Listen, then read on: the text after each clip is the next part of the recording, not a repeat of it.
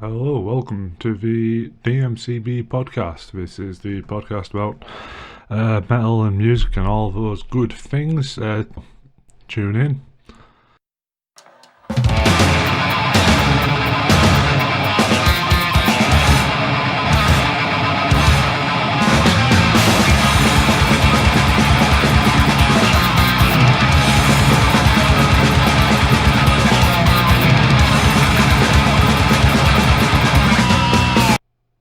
Hello, welcome to the DMCB podcast, the podcast about metal and or any sort of general music I can find. Today we're going to be talking about a few albums, which is, let's have a look. Oh yeah, we're going to talk about Sodom's Tapping the Vein from 1992, and then we're going to talk about Morbid Saints' album Spectrum of Death from 1988. And these are two sort of genre sort of blending albums, because both of them are from bands which are more so in the thrash metal space. However, they do have a heavy blend of death metal on them, which was kind of strange back in the day, because there used to be a lot of demarcation in this is death, this is thrash. But Sodom, of course, if you remember, are the guys who brought out Sign of Evil, Agent Orange, and various other projects which were very heavily rooted in the thrash scene. But like a lot of Teutonic thrash, which I will go in later on, it sort of brings over the death metal sort of vibe to it. And also there's going to be a talk about a band called Morbid Saint, who are sort of the American equivalent, although the album did come out a long time before. So I'm Tapping the Vein is still one of those aggressive, thrashy, death numbers. However, what I'm going to do is I'm going to open up by giving you a quick, well, a bit of a look at really, a band who are playing at Incineration Fest. The main headliners are Sunday Bloodbath, Dark Funeral, and the main headliner is the UK exclusive of Emperor. Now, those four bands you probably aren't familiar with, so I'm going to basically talk about some other bands on the bill to sort of highlight those sorts of artistic endeavours. Incineration Festival is on May 8th, 2022 in London. It was scheduled for 2020 and 2021, but of course things do happen. So when I was looking at the lineup, one of the bands that did sort of jump out of the page and jump at me was a band that I'm quite familiar thanks to a release called, I think it was Earache's Metalhead's Companion or Heavy Metal Guide, one or the other, which was released in 2006. That was a 6 CD, sorry, it was 2006 or 7. It was a 6 CD pack which had grindcore, death metal, left field, industrial, all sorts of goodness out of the Earache Records camp. And basically I hadn't really checked out the band after that. Probably did for a couple of years, but then I've basically seen them on this lineup, and I'd like to point them out because I went back and actually listened to the discographies and checked them out, not just on like the festival playlist, but I just went and had a look, and I was pleasantly surprised by the fact that they are a very diverse band in sort of what they played up. Although they are playing like Incineration Festival, which is mainly a black and death and a bit of thrash festival, but they have a lot of different elements going on. Of course, they have like traditional sort of, they have traditional death metal parts, they have traditional thrash parts, but they also have a bit of, I'd say, Sisters of Mercy, gothy, typo and negative type vibe to them, which is really interesting as a sort of counterpoint to a festival where they're playing. So if you go and see them, you'll get some nice different vibes, different sort of soundscapes, something different to enjoy, which is always nice when you're at a festival of that sort of calibre or that sort of genre demarcation, because you can get something different for you. It's one of the reasons why I do like the Ice Store merch stage at that Damage Festival, because you get something a bit different to break up things. And now I'm going to go and highlight another band on the lineup a bit further down than Akarok, but They're also playing, I believe, Netherlands Death Fest, and I'm not sure if they're playing London Death Fest, but I know they are definitely playing Netherlands Death Fest. Is a band called Skeletal Remains. Now, Skeletal Remains are, I'd say, very sort of rooted in the older school of the death metal sound, so probably not sort of the modern take of it. It's more rooted back in the way back. So one of the things I did notice is throughout their performances or the songs I heard was a lot of Pestilence style vocals, which I always prefer the sort of Pestilence obituary, even like possessed style lyrics, vocal delivery in death metal, as I believe it has a bit of dynamism to the overall recorded work. So instead of it being a lot of, I wouldn't go as far as saying like Mortician style, where it's very low sort of frequency driven, but sort of the Cannibal Corpse, we have a lot of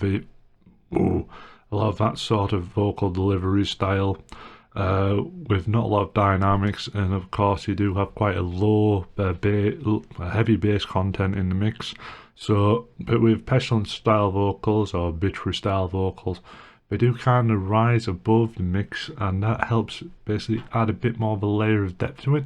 So I'm looking forward to seeing them if I can, and I do recommend you go and see them. I've checked out some live footage, they've been doing very well in sort of their live performances, and they're also just on the come up, so it'd be good to check them out. And if you understand, to sort of get them before they become massive, so you can get some sort of newer school sort of death metal, but also mixed with traditional. And then a third band I want to basically go and highlight is Damnation's Hammer.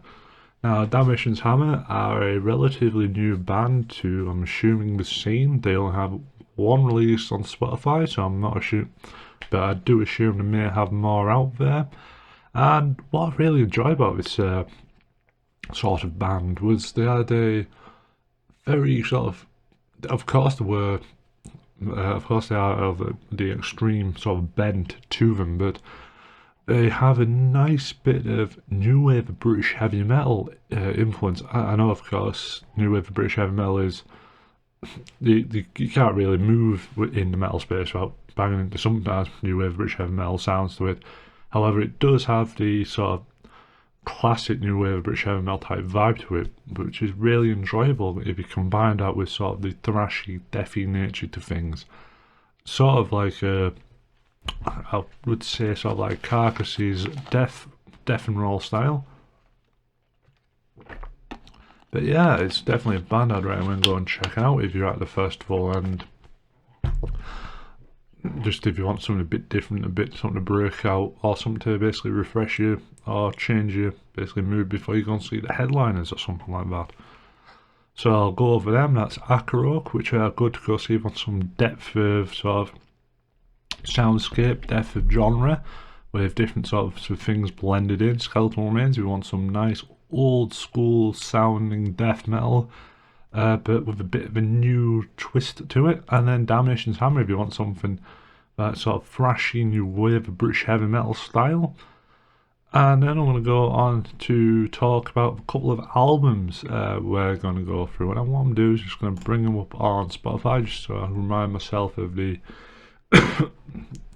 sort of the layout. So let's go on Tapping the Vein. Yep, so I've just brought it up. And Tapping the Vein by Sodom is an album which I discovered when I was in uni, so it's quite a recent discovery I made, because I was getting out of just listening to traditional thrash or traditional death.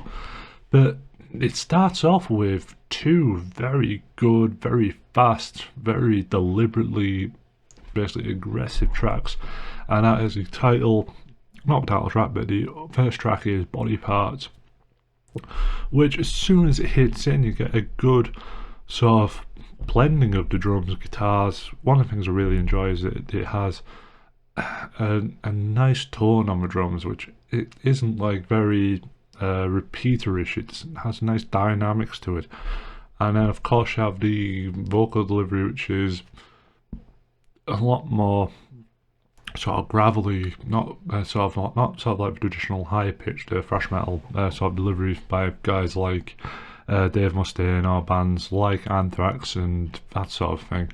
So it's very much entranced within the Teutonic thrash sound. Now, then that goes into Skin Alive, which has a wonderful fast section in it, which speeds up the drumming as but allows the lyrics sort of take a back seat, so you get a nice bit of a mosh friendly area there.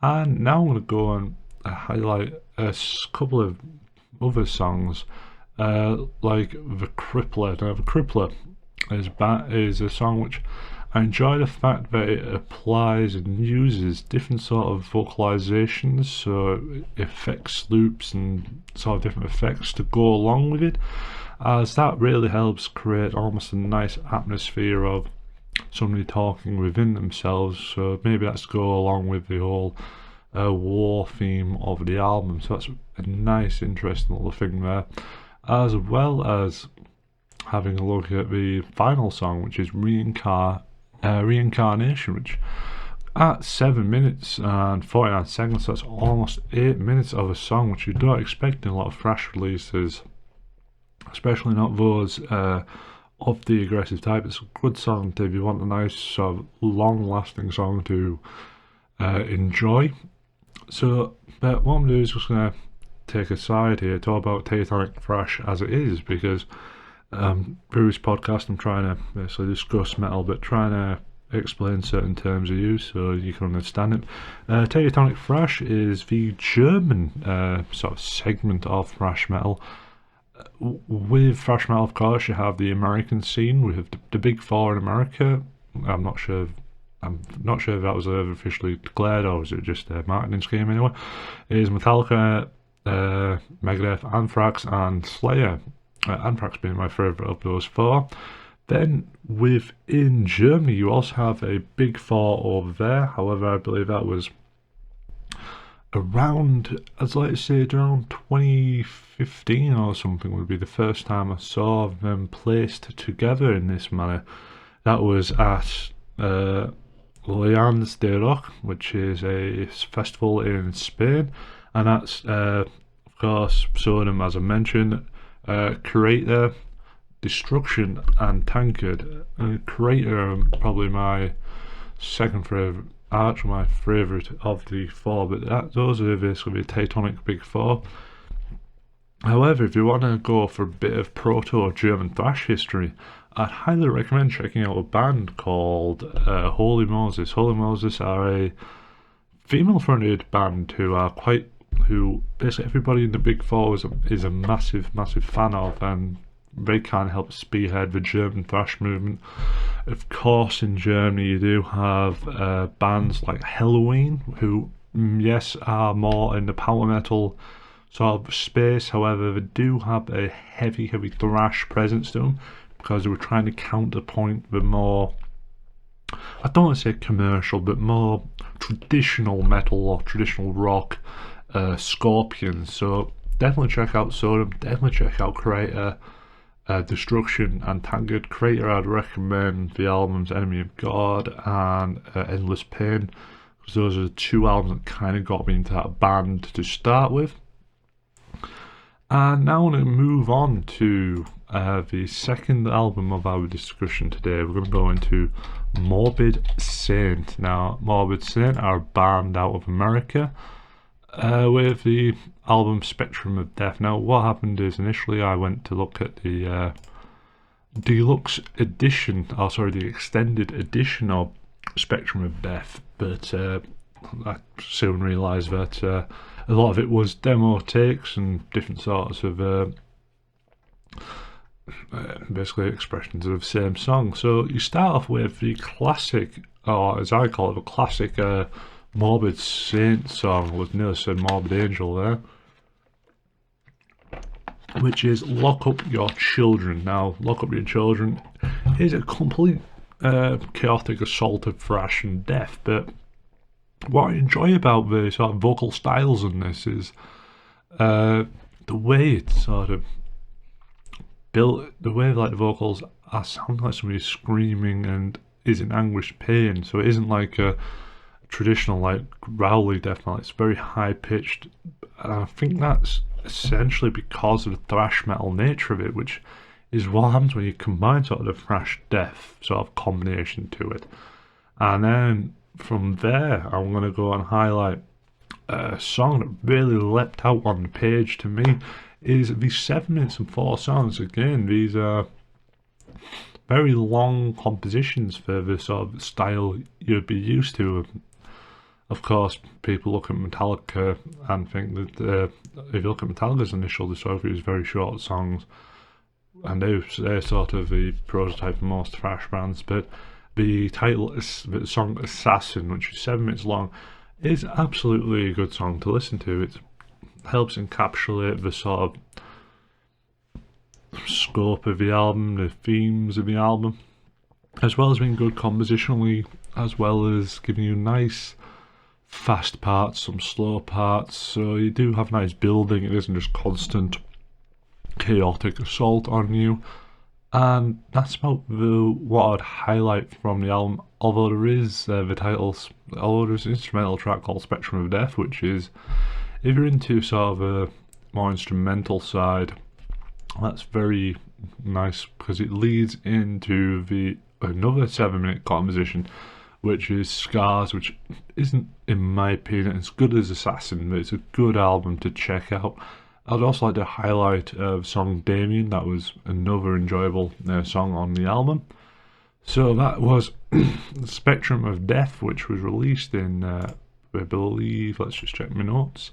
It was released in 1988. So the albums we talked about were Sodom's Tapping a Vein, 1992, and then Morbid Saint, which released Spectrum of Death in 1988. I'm just going to go over and highlight the sort of the bands to check out, which was Akarok, if you want to go and see a band which blends sort of goth, death metal, blackish metal sort of tones, packages them very nicely, very smooth and slick production work. Skeletal Remains, if you want sort of the old schooly pestilence obituary style vocals, but with a nice modern death metal accompaniment with a bit of thrash metal influenced. And then we'll go and highlight the group Damnation's Hammer, who have a very nice classic thrash sound, but also mixing in the classic sort of new wave of British heavy metal. So of course your Iron Maiden's, Judas Priest, those were the two sort of vanguards of those genres. And that is really it for the conversation today. This has been Dominic for the DMCB podcast. Remember, you can check out my socials, DMCB1994 on Instagram, and you can find us other places as well using that. And I hope you have a good day, good week, good year, and hope to see you at some gigs, and I hope you